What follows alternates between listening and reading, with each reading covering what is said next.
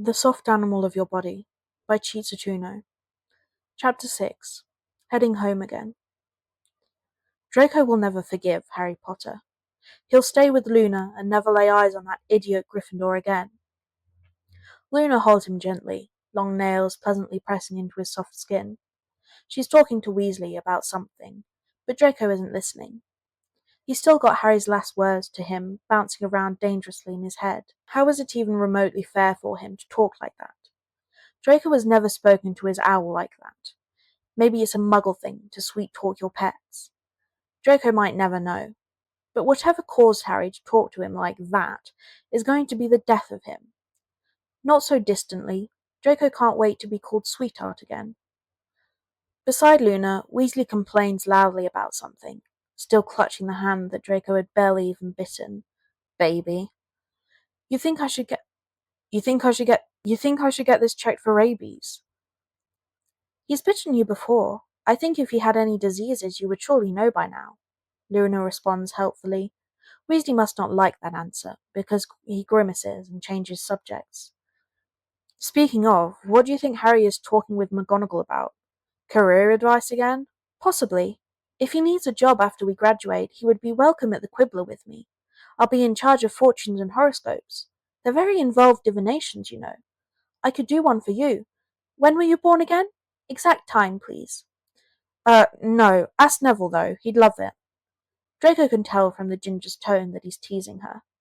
He can also tell from Luna's earnest expression that she will be interrogating Longbottom on his birth chart later. Draco can't help but think that at least dinner will have some good entertainment. Watching Longbottom flounder around the huge crush he has on Draco's cousin is never not funny. He can also imagine the anger that Granger will no doubt be struggling to bottle up if she's anywhere near the conversation.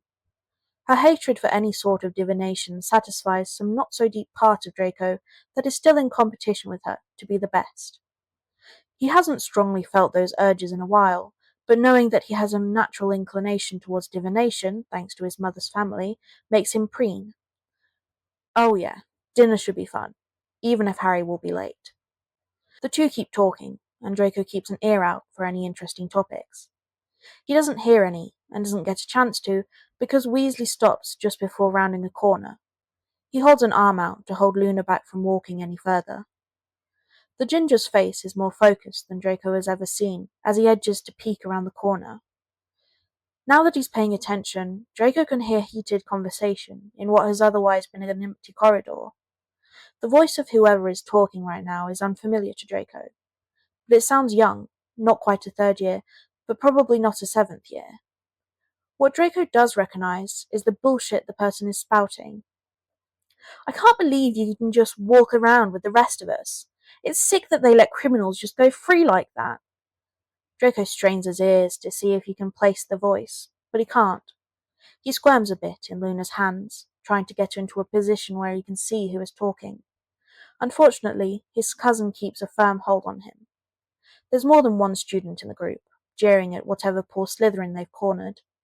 It sounds like there are at least 3, and again, he can't place any of them. However, it takes no time at all for Draco to recognize the voices of the cornered Slytherins. Yeah, we belong in Azkaban. Do you have anything else to say? Pansy's clipped words drip with venom. Preferably something interesting. Blaze sounds bored when he speaks. Draco knows it's something he does to either piss people off or hide how much something affects him. Right now, it sounds like both. One of the voices scoffs. I'll show you something interesting, she hisses. She shouts the first syllables of a hex. Draco's heart stops, and he redoubles his efforts to escape Luna's hands. Draco knows a lot of hexes, and that's either the opening of a full-body hair removal jinx or a hex that covers the victim in painful boils. Whatever happened to mild stinging and tripping jinxes? Thankfully, and Draco really never thought he would be thanking Ronald Weasley for anything, the loud ginger springs out from behind their hiding spot and fires off an Expelliarmus and a few body binds. The hallway quiets, filled only with muffled struggling and breathing. That was close, Luna sighs in relief, stepping out to join Ron. Draco silently echoes her sentiment as he calms down. Pansy and Blaze are both fine, if a little pissed off. The hall is dim, not at all helped by the fading sunlight from outside. There's a staircase down the corridor, one that Draco knows is finicky, but will, more often than not, lead you down to the Slytherin dungeons. Blaze stands in front of a tall, skinny window with his arms crossed. One hand disappeared into his robe sleeve, where Draco knows he is clutching his wand. Meanwhile, Pansy has her wand boldly brandished towards Weasley. "Jeez, put that away!" The redhead has both hands up in surrender. Pansy doesn't move a muscle until Blaze puts a hand gently on her shoulder, posture only slightly more relaxed. Murder still burning in her eyes, Pansy reluctantly pockets her wand. Weasley must understand that this is the best he's going to get, and turns towards what looks like a group of fifth years. Two of them are fighting against mild body binds, and one boy is hovering over them, trying to undo the magic and release his friends. There is a girl in front of them, staring up at Weasley with a face full of shock and confusion. "Well," Weasley's voice is laced with annoyance, "get out of here." "But you're one of the good guys. You're Harry Potter's best friend. Why are you defending them?" Her voice steadily becomes more shrill as she goes on. Pansy visibly prickles. Weasley rolls his eyes. "And what side are you on? Because last time I checked, good guys don't go around hexing people that aren't doing anything wrong. Those are the bad guys." "They're bad guys. They all sided with you-know-who. Marvin's older brother is dead because of them." Draco notices that the boy trying to free his friend goes still, hands clenching into tight fists. Draco almost wishes he could speak. Senseless deaths like this are on him. He let Death Eaters into the school. It's his fault that the Dark Lord was able to take over the school. It's his fault that the Battle of Hogwarts took place at Hogwarts. So what if he and his family were being threatened by Voldemort? Harry was threatened by that maniac his entire life, and he never chose wrong. Draco's friends shouldn't be blamed for his mistakes, but they are, and Draco can't talk, so he snuggles deeper into Luna's hold, hoping that he can somehow turn invisible even without his magic. Like maybe if he wants it bad enough, he'll just disappear. But Draco has already made bad decisions, so he keeps watching the scene in front of him. He sees a shadow pass over Weasley's face, his lips pressing into a thin line and his eyes pinching at the corners. A faint memory informs the blonde that the Weasley clan also lost one of their brood. One of the twins, he thinks. An honest shame. The twins were his favourite. The shadow ghosts away with visible effort, and the ginger's expression is neutral again, if slightly pained. "That isn't your fight to take out on others. Now leave." "What about the body binds?" Marvin whispers, nodding to the two students still struggling on the floor. "Figure it out," Weasley growls, and the fifth years set about dragging their immobilized friends away, probably towards the infirmary. Pansy hardly waits for the underclassmen to be out of sight. "We aren't going to thank you." "I didn't think you would." He turns to face them. He's a full head taller than Blaze, so he has to look down to make eye contact with Pansy. It only seems to make her angrier. She doesn't say anything else, simply fiddles with her hair, smoothing it down unnecessarily. It's a bad habit she has, a tell that she's nervous. She prefers to play in Draco's hair when she gets like this. "It's a good thing they weren't trying to kill you. Blood debts are tricky things to deal with," Luna pipes up. Everyone eyes her oddly, Weasley shaking his head exasperatedly. Pansy's attention snaps to Luna and Draco, and she groans. "Ugh, that rat is here too. Where's his worse half?" "He's a ferret," Luna corrects gently. "Thanks for being decent," Blaze says, surprising everyone with his only slightly backhanded compliment. He's looking at Weasley, who himself looks seconds away from saying something probably stupid. Pansy sneers like she wants to argue. No problem," he responds after a pause, but Blaze has already tucked Pansy's hand into the crook of his elbow, turning to escort her away from them. Luna bids them goodbye, but neither return it. Something in Draco wants to go with them. Did anything happen to them before he, Weasley, and Luna turned up? What about the day before? What about the day after? Who's there to watch out for them? Draco desperately wants it to be him, but does he deserve it? Weasley says something and Luna answers. Draco doesn't listen and lets himself be carried off. His head is full of thoughts of his friends, the sight of them almost clipping to each other as they left hard to ignore. Neither Blaze nor Pansy have ever been very touchy or physical with their affection. Light touches, rare heads in laps, and even rare embraces make up their relationship. But moments ago, Pansy's fingers immediately dug into the fabric of Blaze's robe as he led her away. When Blaze had settled a hand on her shoulder to stay her age, he'd kept it there. The two stood impossibly close. Draco knows now that he craves touch. He knows that after the war, when he was most desperate for it, he hadn't asked for it. Only now does he ask if they were holding back too. What muted cries for help and comfort did he miss while deep in his own funk of regret and dark thoughts? Blaze and Pansy have stayed by his side since childhood. Blaze was the first real friend Draco made, his mother's then partner doing close business with Lucius. A young Blaze was just as averse to being bossed around by Draco than he is now, and he came up with good ideas for games, so Draco let him take charge more than he would have anyone else. Pansy joined them when Draco and Pansy's mothers hoped that they would fall in love and get married in the future. Those hopes were quickly dashed when all they did was argue and fight. In fact, the elder Malfoys and Parkinsons considered separating them permanently until Draco stood up to some pompous pureblood boy who thought 2 years of age meant he was able to tease Pansy at her own birthday party. What Draco and Pansy had unconsciously known, that everyone else was then realizing, was that only Draco and Pansy were allowed to bully the other. With the slow additions of Vincent, Greg, Theo, and everyone else they grew close to during school, Draco, Blaze, and Pansy had always been together. So why has Draco abandoned them? He wanted them to be happy. He thought they might have a better chance if he weren't around. It seemed most everyone else is happier when Draco was a ferret rather than a stuck-up pureblood. But once again, it looks like Draco is wrong. Another roiling knot of anguish makes Draco sick to his stomach. Here he is, the biggest worry of his day, wondering when Harry will come back and coo nonsense at him. Meanwhile, his best friends, the only ones who have stayed by his side through everything, suffer his absence on top of everything else. How unfair Draco can blame himself for so much, and still think he deserves the content he's found. Hey, are you okay, buddy? Draco pulls himself out of his own head, and is met with vivid green eyes, sparkling with concern. Draco hadn't realized how much time had passed, or that he'd been settled into someone's scarf. A Hufflepuff, by the look of that blinding yellow. Harry sits down at the empty spot that's been saved for him at the dinner table, right in front of Draco and his burrowed nest. Luna runs a finger from his head to his mid-back. He's been quiet since earlier, hasn't moved much or responded to anyone. Ron even pet him, and he didn't do anything.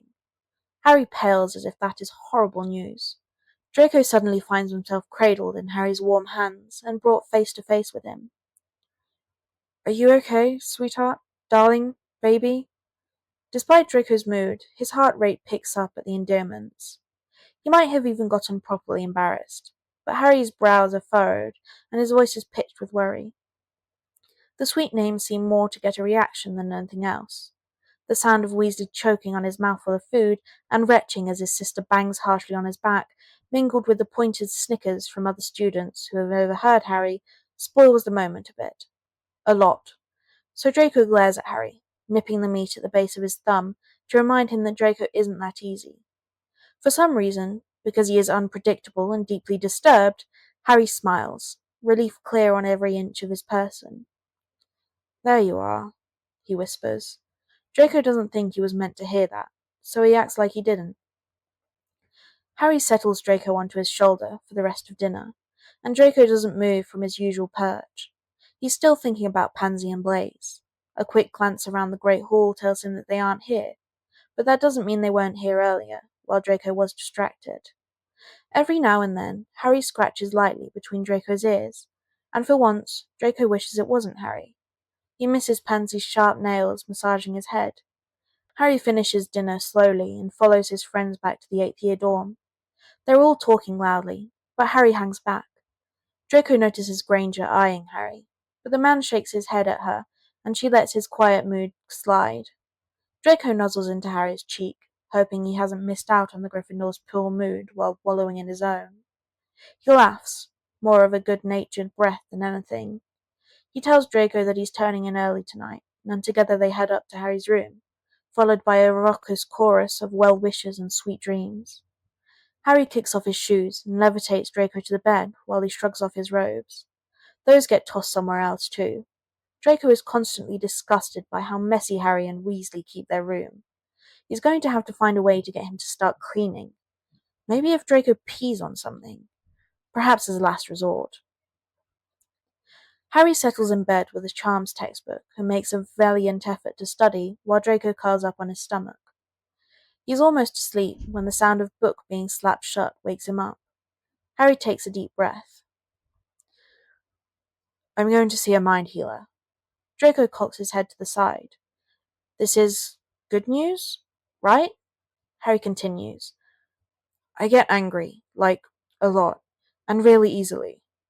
I don't think it was a huge problem until 5th year, but it's gotten worse. I hate it. I hate feeling so angry. So I'm seeing a mind healer. Not just for the anger, but that's a big one. I argued with McGonagall. Harry laughs without humour. Draco startles. He can't imagine arguing with a new headmistress. Even when she was just the Transfiguration professor, she commanded respect. Can I tell you something? Green eyes meet Draco's, and the blonde nods. Draco will listen to anything Harry has to say to him. And he does, as Harry tells Draco about his horrible misadventures during his year evading Voldemort. He confides in the abuse he suffered at the hands of his awful Muggle relatives as a child, and Draco feels an ugly rush of hatred for them. Reporters and fans alike would kill to hear the golden boy Harry Potter, the boy who lived twice, candidly talk about his life and heroics. But Draco is only horrified. All that Harry has gone through, selfishly, it makes Draco feel worse about himself. He knew the other man had gone through hardships, but to hear all of it hurt, because Draco knew he would have given up long before Harry had even considered all was lost. I wish you could talk back. It's usually good that you don't. I don't really get to rant like this without someone butting in to try and reassure me of something or suggest a quick fix. I'm honestly scared that I'll hate my healer. What if talking doesn't fix it? What's the difference between mind healers and regular Muggle therapists, anyway? I want Draco. Draco freezes, but Harry doesn't notice and rushes on. I want to know everything about him. I want to know why he's like he is.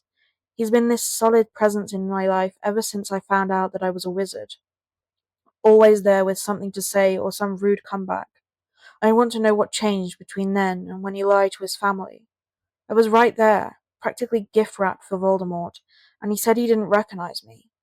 Which, I mean, I know he did. He gave him his wand. Twice. The more I think about all the things I don't understand about him, the greedier I get. For once, hearing Harry talk about Draco doesn't make him want to run away. He wants to know why Harry is so curious, so greedy for information about himself. Draco could answer, if he were able. It's all disgustingly simple when he looks back on things. The answer to why he lied, why he tormented Harry and his friends, why he felt so betrayed when Harry refused his friendship that day on the train so long ago. Every child heard stories about the infant who defeated the Dark Lord, and Draco was no exception. In his mind, someone who was that powerful was made to stand beside Draco Malfoy. When Draco first saw Harry Potter in Madame Malkin's, scrawny and wearing tattered clothes that were 3 sizes too big, staring back with 2 big green eyes under a tangled mop of dark curls, the young pureblood had felt his heart skip a beat. It had been simpler then, no real name to label it, but as he got older and realized what his feelings meant, Draco knew that he stupidly made an enemy of the boy he was falling in love with. And in spite of Harry's earlier assertions that he didn't understand Draco at all, he keeps talking, reciting Draco's motivations as his own hopes. And I might be in love with that pretty git. And isn't that crazy? Harry presses the heels of his hands hard into his eyes. Draco's balance on Harry's stomach is jostled by the deep sigh the other man lets out. But even if I don't get any of that, I just want him back. If worse comes to worse, I'd rather have him back as the rich asshole he used to be than never see him again. I just want him to be okay. Maybe we could see the same mind healer. Wait, that's probably not allowed. Different mind healers, then. Harry continues to talk to himself, no longer even acknowledging Draco. His voice is growing quieter, more mumbled as he goes on. Draco can't take his eyes off of him. A soft yawn refocuses Harry's attention, and he meets Draco's gaze, smiling after a short pause. Draco sees his hand slowly reach towards him from the corner of his eye, but he doesn't run or struggle. He lets himself be pet and deposited onto the small throw pillow that sits permanently next to Harry's head on the bed. "Good night." Harry smiles softly at Draco, eyes already sinking shut.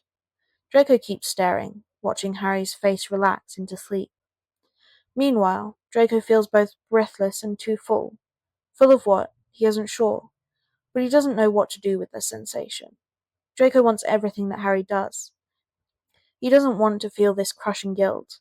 He wants to be happy. He wants to be with Harry, if he'll have him. He wants to return to his friend's side, a place he never should have left. He wants to talk to his mother, despite the hurt she causes him with her seeming disinterest, even though he knows she cares. He wants so much, and he's so scared he won't get any of it. The downside to growing up to the spoiled only child of a prominent pureblood family is that he isn't used to real disappointment. Those first real doses of it, made worse by the circumstances of war and death, have scarred Draco's fragile ego. What if he messes up? What if he tries and never gets his happy ending? What if Pansy and Blaze won't take him back after his disappearing act? What if Harry resents Draco for pretending to be his pet? What if his mother has decided he's old enough and too much trouble?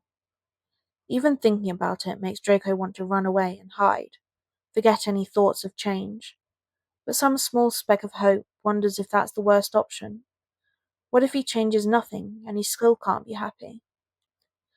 Draco finally looks away from Harry and curls into himself to sleep. He doesn't know how to get what he wants. The first step is easy to address. He needs to not be a ferret. But it's been weeks since he last even tried to change back into a human. Another what if of whether he even can anymore filters through his head. But he wants it. He wants it more than he's wanted anything in a long time. He wants Harry. He wants his best friends. He wants to be happy. He wants to try. Draco falls asleep. Draco wakes up slowly with a crick in his neck and sore muscles all over. He wiggles, trying to stretch, but he finds himself wrapped in a warm embrace. He lifts a hand and blearily rubs at his eyes to encourage them to open. They spring open when he feels smooth skin instead of soft fur. The aching in his limbs now registers the length and shape of them. He's not a ferret anymore. He's a real boy. He's still in the dark green pajama set he wore when he first transformed during Christmas break. The room is silent, save for the loud noise coming from across the room, the sleep sounds of one Ronald Weasley that Draco has learned to drown out. The warmth he finds around him comes from Harry's arms that have pulled him close in the night, and the blanket that Draco must have stolen once he had hands. So he's trapped in bed with Harry Potter, in the same room as his roommate, neither of whom knew that the ferret Harry had adopted had been their childhood enemy the whole time. Draco can't even lie to himself that this will even remotely work out in his favour. Draco only realizes too late that his breathing is heavy and uneven when the body in front of him starts to stir. Harry hadn't taken off his glasses before falling asleep last night, so they're hiding somewhere, having been thrown off somewhat recently if the imprints on his face are anything to go by. Sleepy green eyes blink up at Draco, and a slow smile blooms. "It's you." And because Draco is halfway to a panic attack, an all-around idiot, he says, "Do all Gryffindors have scratchy bedsheets, or just you?" The bark of laughter that comes from Harry surprises both of them. But it must surprise Harry more, because his eyes widen to full wakefulness, and he bolts upright, gaze never straying from Draco. "It's you," he repeats, shocked. "I'm not dreaming?" "You dream about me." Harry's cheeks darken, and his face crumbles adorably in frustration. "That's not the point. You're you. I mean, you aren't a ferret anymore." Draco only just woke up, so we'll use that as an excuse for why it takes so long for that statement to click. When it does, he only barely stops himself from yelling, still mindful of their sleeping audience in the room. You knew I was the ferret," Draco hisses. Figured it out?" "That's also not the point. How did you turn back? Weren't you stuck?" Draco opens his mouth to ask how Harry knew that, but Harry waves him off, answering the unasked question. "I made McGonagall tell me." I see she still has favourites, Draco grumbles, not really taking any offence. But to answer your question, I don't know how I turned back. I just fell asleep. She said you had to want to become human again. I did. Draco hesitates. Just because Harry could apparently bare his heart to Draco doesn't mean Draco is quite ready to do that. His reluctance is met with another too soft smile, and if Draco had spared a thought to how seeing that expression knowingly aimed at him would affect him, he might have better prepared for it. But for now, he melts as his heart swells at the tenderness in Harry's every manner. And I didn't even have to drug you. Excuse me? Never mind. What made you want to change back? And of course Harry would ask this. Harry may have had his growth period, coming to terms with his own issues and seeking out help, but Draco isn't there yet. He hopes he can get there soon. I got tired of sleeping in this health hazard of a bedroom. Draco used to be good at lying, but he's desperately out of practice. Being a ferret has made him soft, so when he deflects, he can tell that Harry sees right through him. But Harry doesn't pry further, and that makes Draco smile in return. I guess we'll have to sneak you back to your room, Harry jokes, but Draco frowns, thinking of facing Blaise. Can that wait? I should probably see Blaise and Pansy at the same time. Draco rubs at his temples with one hand, eyes closed, as if he can stave off the well-deserved headache he's going to get when they yell at him. But he's hurt them. They deserve it, and they deserve to be told together. You can take a moment to figure it out. The slow way Harry speaks is suspicious. But then Draco feels a warm, calloused hand over the hand that is still on the mattress. A bolt of something shoots up from his fingertips to his chest. Harry looks hopefully at Draco, and he can feel his own face doing gymnastics as all of his emotions flash through his head. But Draco wants this. He slowly moves his hand, so as not to startle Harry, and interlocks their fingers. Draco's expression finally settles into a small smile, and he's staring at their hands, intertwined together. He's so focused he almost doesn't notice Harry drifting forward until he feels the press of the lips to his forehead. He almost knocks their heads together with how fast he whips his head up to stare blankly at Harry. The smug bastard just laughs and squeezes their hands tighter. Welcome back, sweetheart. Draco groans to hide the way his heart speeds up. No doubt his cheeks are giving him away as well. We have to talk about the pet names. What, you don't like them? I loathe them. Sure you do, darling. Harry smirks devilishly, and Draco laughs, loud and bright. He feels manic in the best way. He's still got to figure out how to explain himself to his friends, trying not to think about how they may not even forgive him. He's still got his mother to deal with, but right now, in this moment, he's holding hands with Harry Potter, and he's happy. He's determined to try and keep this happiness for himself. The world moves on, and that's enough for now. With Harry looking at him with wonder in his eyes, he feels confident for the first time in a while that his struggles might not be in vain. And the moment is only a little ruined when Weasley wakes up screaming. Hi. This was the last chapter. I hope you enjoyed. I really did. It has made me want to get a ferret. This is the last Harry Potter fic I am going to read, because I don't want JK to take up much space in my life, because she is a horrendous person. But yes, thank you for listening to the end, and I hope to see you next time. Bye.